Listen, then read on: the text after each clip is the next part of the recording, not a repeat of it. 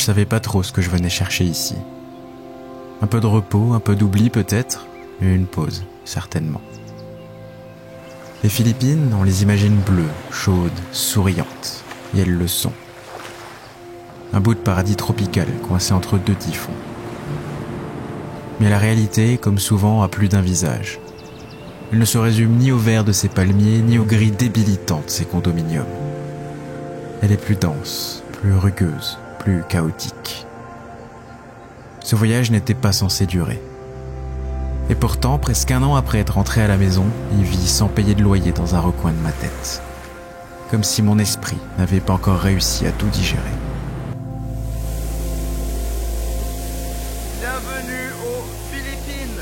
Mon appartement n'ouvre ses portes qu'à 14h. Là, il doit être 5h du matin.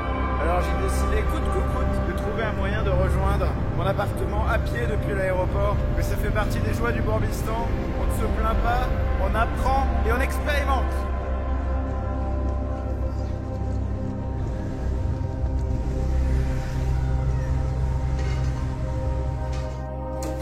Je suis complètement perdu.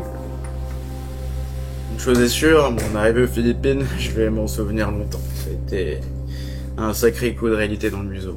J'ai pas compté le nombre de gamins que j'ai vu dormir sur des bouts de carton dans la rue, et ces gens pour qui leur maison c'était un hamac qu'ils avaient suspendu entre deux barreaux d'une rambarde de sécurité dans des escaliers.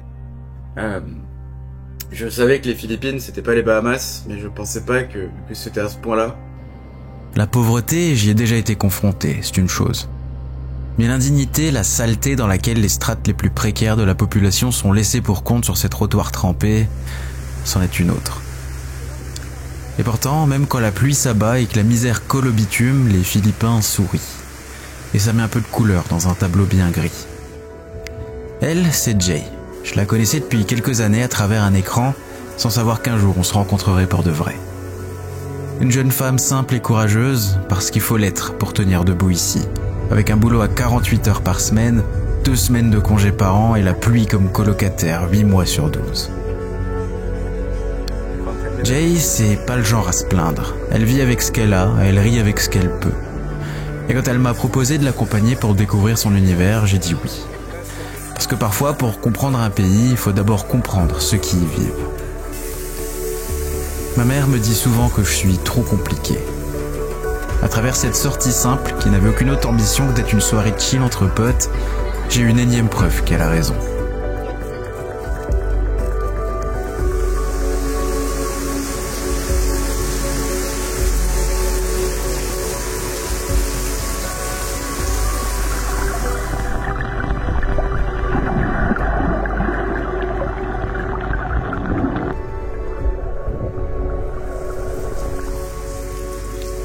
Entre l'emploi du temps de ministre de Jay et ma solitude grandissante entre le déluge et la piscine déserte de mon condo, ce soir-là, j'avais vu aller visiter les rues animées de Makati pour essayer de rencontrer du monde, d'aller boire un petit cocktail sympathique, peut-être jouer au billard, aux fléchettes. Alors je me suis pointé vers le quartier qu'ils appellent Poblacion.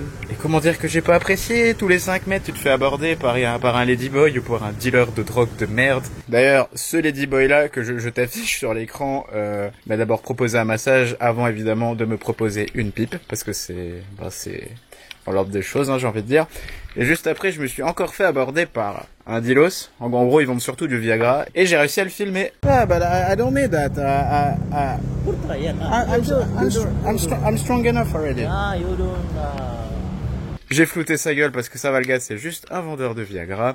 En tout ça, on va se demander, mais Yann, pourquoi tu essayes encore d'aller t'ambiancer dans la vie nocturne? À Malte, tu as déjà détesté, et de ce que tu as dit, tu détestais déjà avant.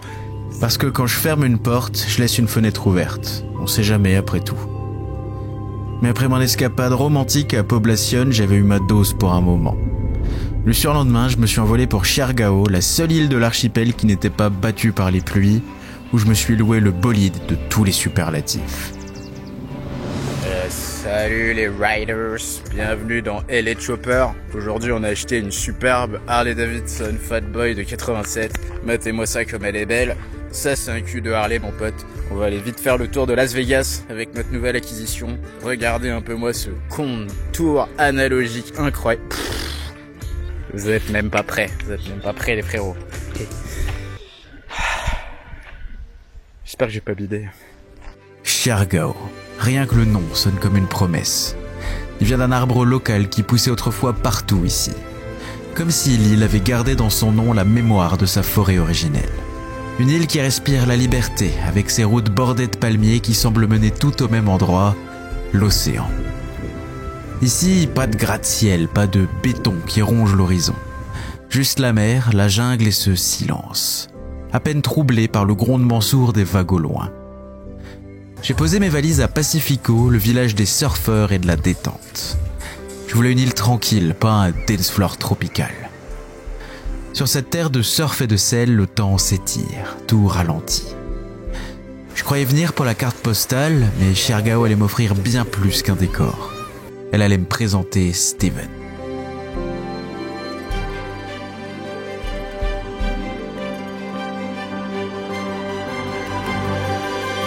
Steven, pur produit AOP de nos terroirs bretons, je l'ai rencontré devant notre épicerie préférée, encore sonné par les antidouleurs. Il venait de se péter une clavicule en s'éclatant sauvagement la gueule en scooter quelques heures plus tôt. Comme à chaque voyage, il y a toujours des imprévus, n'est-ce pas? Ah bah oh. Ce qui ressemblait à un énième épisode de la cour des miracles du Bourbistan allait rapidement se transformer en un duo improbable pour les 2 semaines qui allaient suivre. Steven était venu aux Philippines histoire de se distancer un peu d'une vie pas évidente, alourdie par des choix bancals et une malchance à rendre un statisticien superstitieux.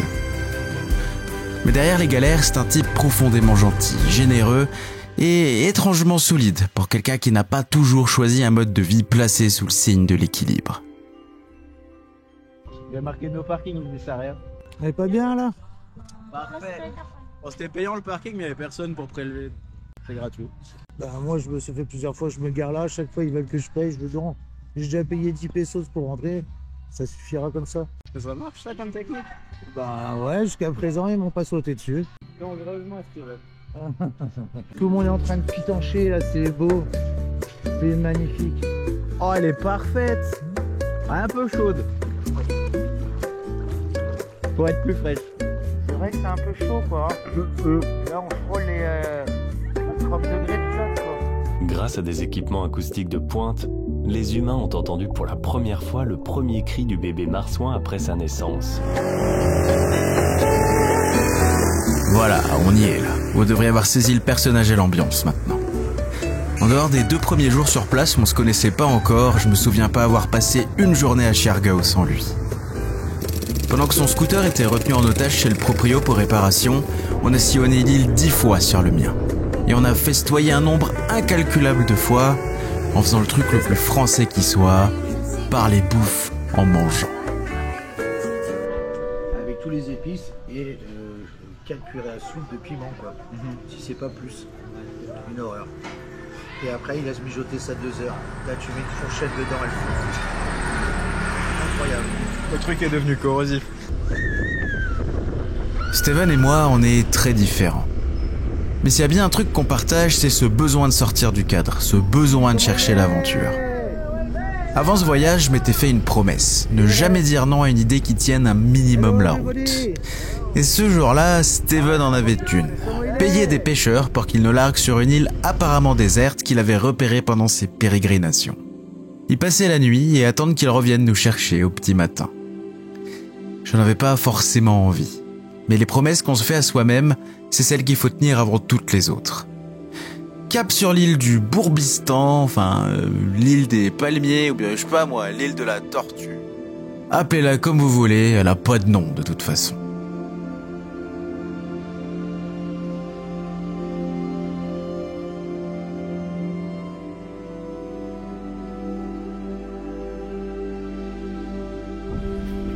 Alors, Moussaillon. Bon on y est quoi. Les Robinson.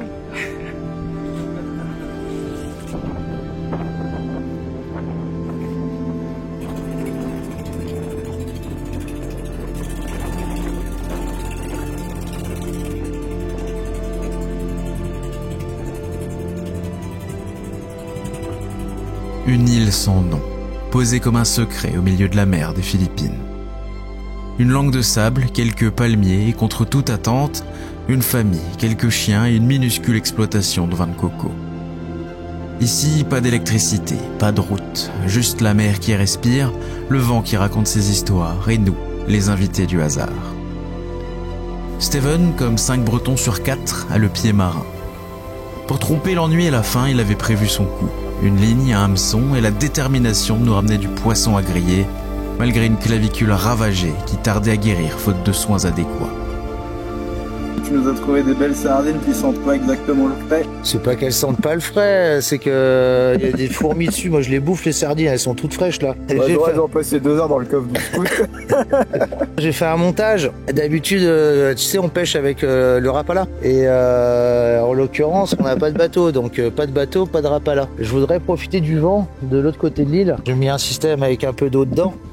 1 mètre, 1m20 de ligne, un gros hameçon, catcher ma sardine dessus et lancer. Le problème, c'est que la sardine, elle est vachement fragile. Et si je lance ma bouteille vachement fort, je risque de déchirer la sardine. Du coup, je me demande si ça serait pas mieux d'aller au sud de l'île pour profiter du vent et que le vent pousse la bouteille suffisamment loin pour avoir du fond et pêcher du gros poisson. Ici, on n'aura pas de gros poissons. Je te garantis rien, mais le but, c'est de trouver à s'occuper sur une île où il n'y a pas grand-chose à branler. Arrête de me faire rire, j'ai mal aux côtes, putain. Steven aura essayé. Il aura vraiment essayé. La sardine a été dévorée, mais aucun poisson n'est resté hameçonné au bout de la ligne.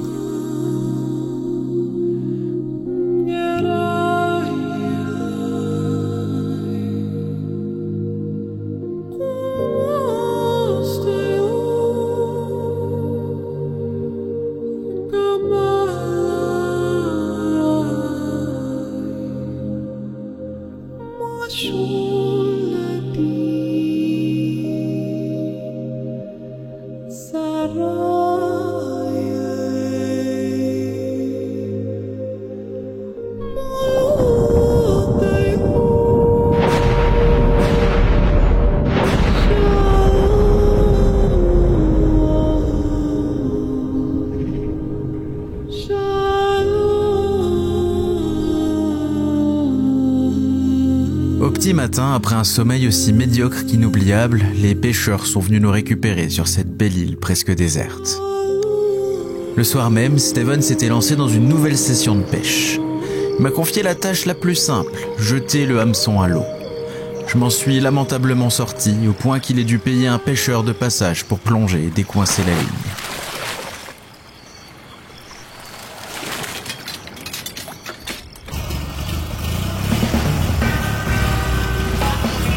Le lendemain, tout Pacifico vibrait au rythme d'une compétition de surf.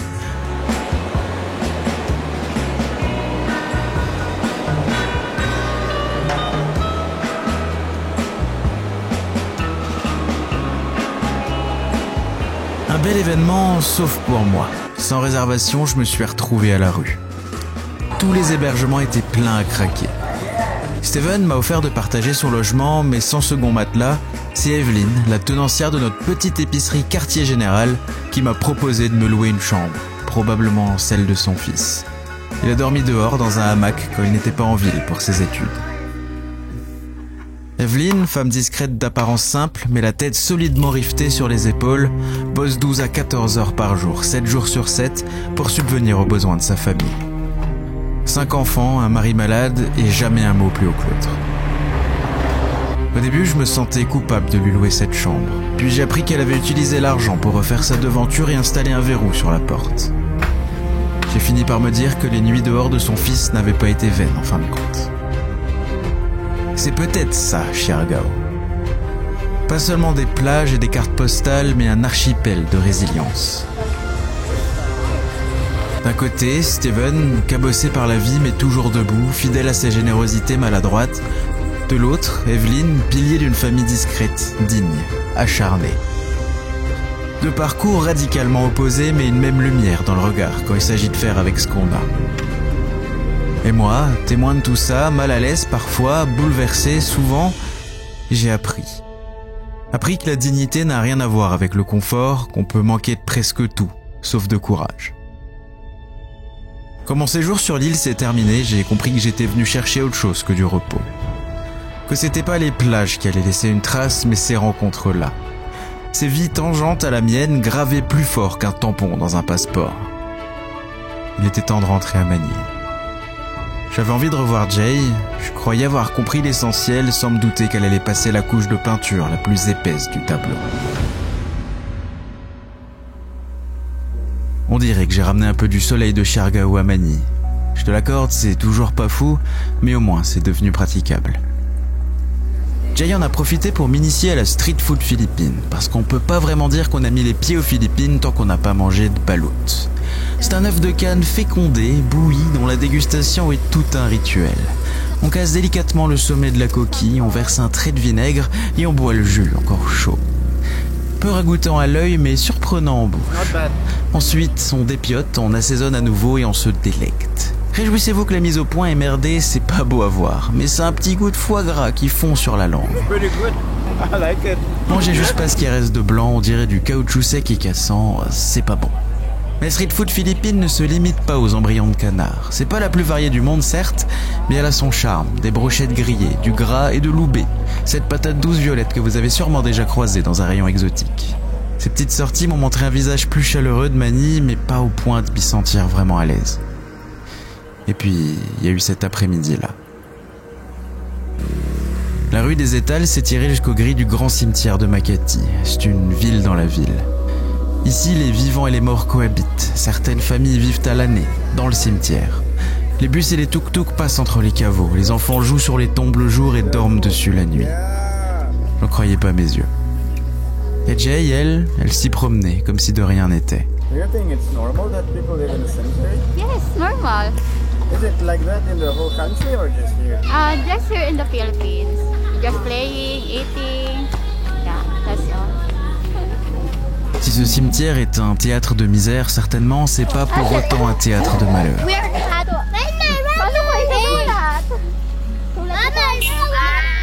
Mais trouvez ça normal?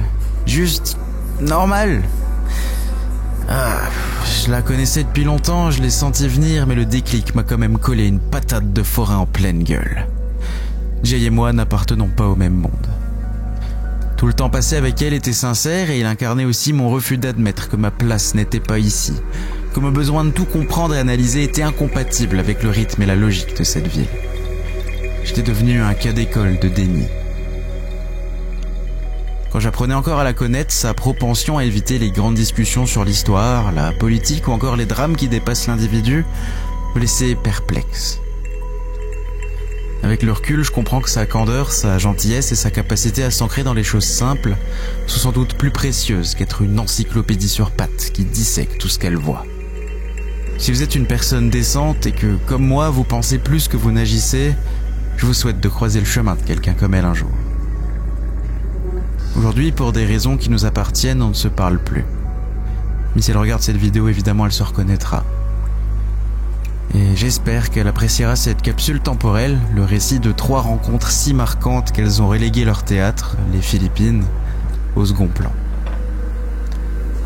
Cette aventure n'a tenu aucune de ses promesses, mais elle m'a offert bien plus que tout ce que j'aurais pu imaginer.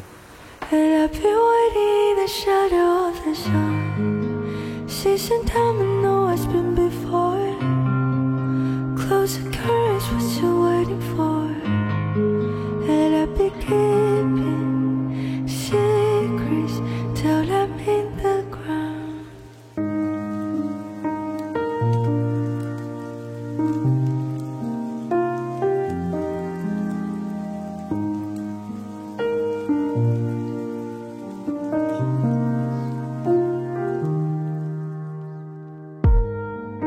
Changing colors makes you waste away. Just bend your eye